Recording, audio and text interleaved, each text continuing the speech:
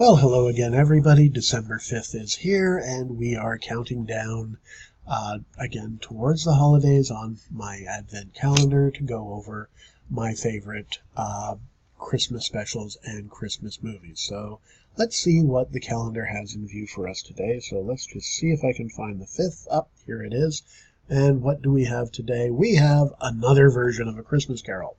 And this is the version of A Christmas Carol with Patrick Stewart, which was made in 1999. Now, this is again, like the 1984 George C. Scott version, the production values on this version are sumptuous. So you have very, very good art direction, very, very good costumes, very, very high production values. Stewart is a wonderful actor, and what's interesting about the casting choices in this version is they've cast not necessarily very well-known actors. I think aside from Stewart, Dominic West was about the only really well-known actor at the time that you see in it. Dominic West plays Nephew Fred.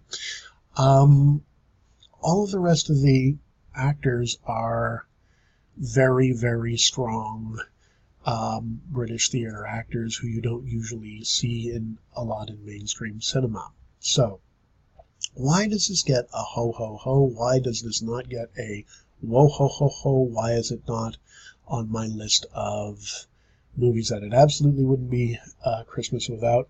Well, there's a little history that needs explaining. So firstly, why did Stewart wind up playing Scrooge? Well, Stewart played Scrooge as a monodrama on Broadway from, I think, roughly 1988 to the early 90s. So if you think about it, all the time that Stewart was playing Captain Picard on Star Trek The Next Generation, around the holidays every year, he would go off to Broadway and he would play a monodrama, a one-person show on Broadway of A Christmas Carol.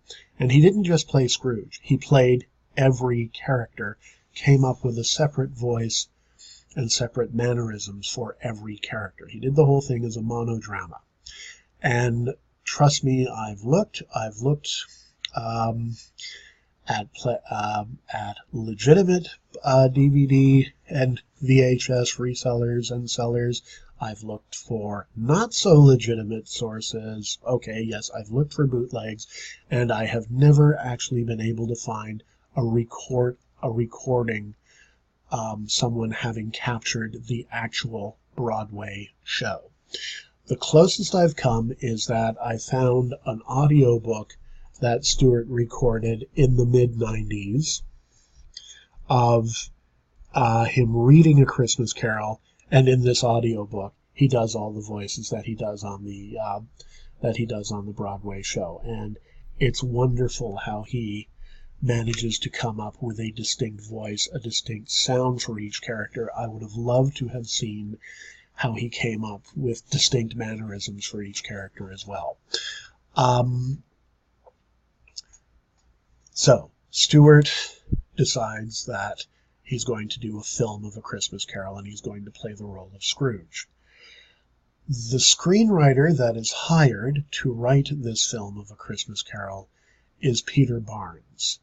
And Peter Barnes, for those of you who are familiar with with 20th century drama, and particularly British theater of the second half of the 20th century, is one of the great playwrights of the second half of the 20th century. He's right up there with Tom Stoppard. Basically, among other things, Peter Barnes wrote The Ruling Class, which was considered the part that Peter O'Toole played in The Ruling Class was considered to be one of O'Toole's greatest performances ever. So you have Stewart with this incredible pedigree as a highly respected Shakespearean actor. You have this connection to Stewart's wonderful and remarkable Broadway show, which everybody raved about and was completely sold out for years, and which the critics loved.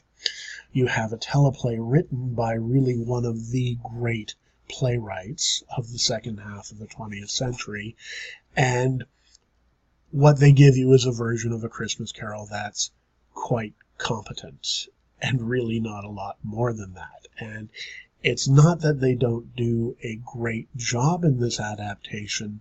They do, but it's not particularly memorable. It doesn't particularly stand out.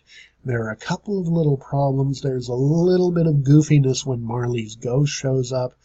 They try to lighten the effect up a bit by having Scrooge help put Marley's jaw back in place, and it comes across just a little silly, just a little goofy. The Ghost of Christmas Yet to Come, they give him this enormously big hood. The thing almost looks like he's walking around with a canoe on his head, for any Kids in the Hall fans that used to like Mr. Canoe Head. And he's got two little beady yellow eyes as well, and I just think that effect comes off a bit cheesy. Stewart plays Scrooge as tough and cynical. Life has been hard to him, and he's decided that the way you get through life is being hard through life back.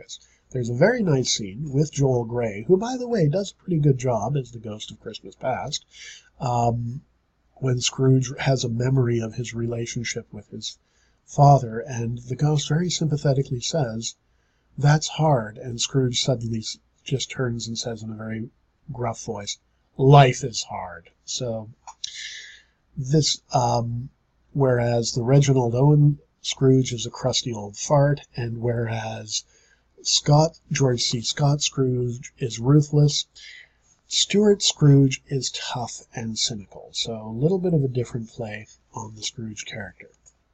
Anyway, hope you've enjoyed today's mini review, and I look forward to seeing you again tomorrow as we count down towards the holidays.